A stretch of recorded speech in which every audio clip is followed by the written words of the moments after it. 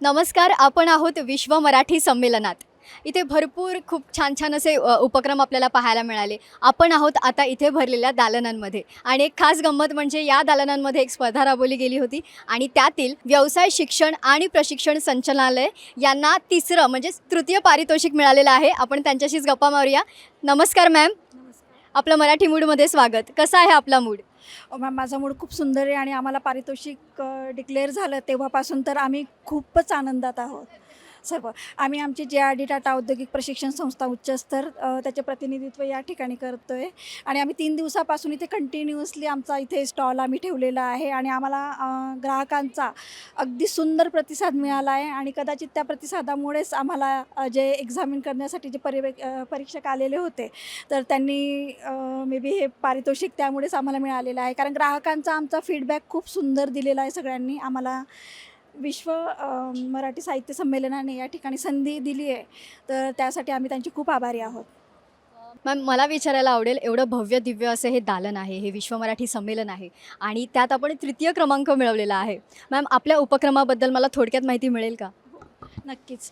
आपला हा जो उपक्रम होता, आमचं जे डिपार्टमेंट आहे व्यवसाय शिक्षण आणि प्रशिक्षण, त्यांनी आम्हाला हे मराठी साहित्य संमेलन असल्यामुळे पारंपरिक आर्टिकल्स आणि पारंपरिक जो वसा आहे आपला महाराष्ट्रीय संस्कृती जी आहे त्यावर आधारित आम्हाला सगळा स्टॉल आर्टिकल्स आणि ते आम्हाला बनवायला सांगितलेले होते.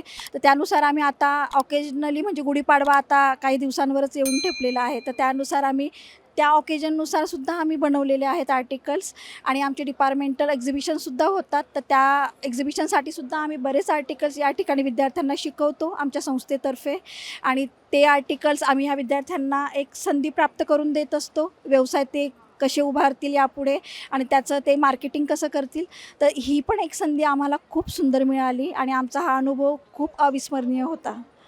सुंदर मॅम. इथे खूप छान छान कलाकृती दिसते आहे, मांडलेली आहे तुम्ही. या कलाकृतींबद्दल मॅम थोडक्यात माहिती द्या.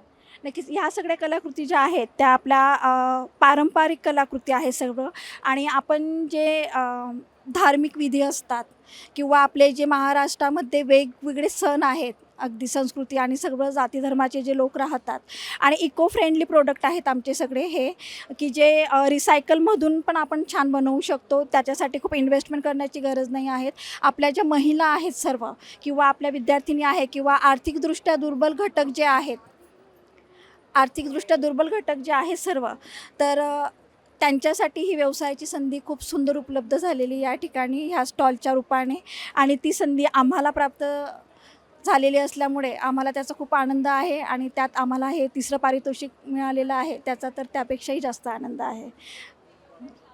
मॅम, मला हे विचारायचं आहे, आता जर आपले व्ह्युअर्स आहेत आणि ते आपली कलाकृती पाहत असतील आणि त्यांना आपल्यासोबत जॉईन व्हायचं आहे, आपली कलाकृती शिकायची आहे, तर ते कसे आपल्यापर्यंत पोहोचू शकतात? आमच्याकडे 1 वर्षाचे आणि 3 महिन्याचे असे 2 कोर्सेस राबवले जातात. तर आपल्याकडे एकूण 40 विद्यार्थिनी असतात. फक्त हा मुलींसाठी आणि महिलांसाठीचा कोर्स आहे आणि त्यातल्या त्यात आत्ता डिपार्टमेंटने आमच्या एक नवीन कोर्स सुरू केलेला आहे महिलांसाठी आणि बेरोजगारांसाठी. शॉर्ट टर्म कोर्सेस म्हणून आपण 3 तास त्यांना शिक्षण देत असतो या सगळ्या व्यावसायिक शिक्षणांचं. आमचं हे पूर्ण डिपार्टमेंट जे आहे ते व्यावसायिक शिक्षण आहे. त्यामुळे आम्ही उद्योजक घडवतो आणि ह्या उद्योजकांमधून आमचे बरेचसे उद्योजक अगदी वरच्या लेवलपर्यंत पोहोचलेले आहेत आणि आम्ही ते काम अविरत चालू ठेवू आमच्या डिपार्टमेंट थ्रू आणि आमचा हातभार त्यासाठी लागतो आहे. त्यासाठी आम्ही खरंच डिपार्टमेंटचे खूप ऋणी आहोत. आमच्याकडे जे ॲडमिशन्स असतात ते आमचे मे महिना सुरू होतात. तर आपली DVET .government.in अशी साईट आहे.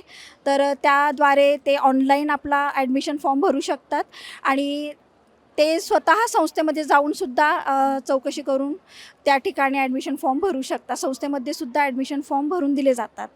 तर त्या ॲडमिशन प्रोसेसनंतर गव्हर्मेंटच्या नियमानुसार त्यांचे ॲडमिशन्स आपण घेतो. त्यांचे मेरिट असतात आणि कमीत कमी एज्युकेशन जे आहे ते 10वी पास, त्याच्यावर आमचे टेक्निकल आणि नॉन टेक्निकल असे दोन्ही प्रकारचे कोर्स असतात. तर टेक्निकल हे आमचे 1-1 वर्षाचे आहेत आणि नॉन टेक्निकल आमचे 2 वर्षाचे आहेत. तर त्यासाठी जे पण बेरोजगार किंवा आर्थिक परिस्थिती त्यांची म्हणजे दुर्बल घटकांमधले जे विद्यार्थी आहेत किंवा फॅमिली आहेत त्यांना अगदी माफक फी म्हणजे फक्त वर्षाला 950 अशा फीमध्ये आणि संस्थेतर्फे डिपार्टमेंटतर्फे त्यांना मटेरियल मोफत दिलं जातं. त्यातल्या त्यात त्यांच्यासाठी बऱ्याचशा स्कीम आहेत. त्यांना दरमहा 500 रुपये विद्यावेतनसुद्धा दिलं जातं. तर त्यानुसार त्यांनी तर ॲडमिशनसाठी त्यांनी चौकशी केली औद्योगिक प्रशिक्षण संस्थेमध्ये येऊन, तर त्यांना त्या ठिकाणी अजूनच माहिती मिळेल. तर मी सगळ्यांना आवाहन करते त्या ठिकाणी नक्की त्यांनी यावं आणि माहिती घ्यावी आणि नक्कीच त्या ठिकाणी प्रवेशासाठी इच्छुक असलेल्यांनी नक्कीच प्रवेश घ्यावा. खूप सुंदर. मराठी मूडकडून आपलं खूप खूप अभिनंदन मॅम. धन्यवाद. आपण मराठी मूडसोबत संवाद साधलात. Thank you so much.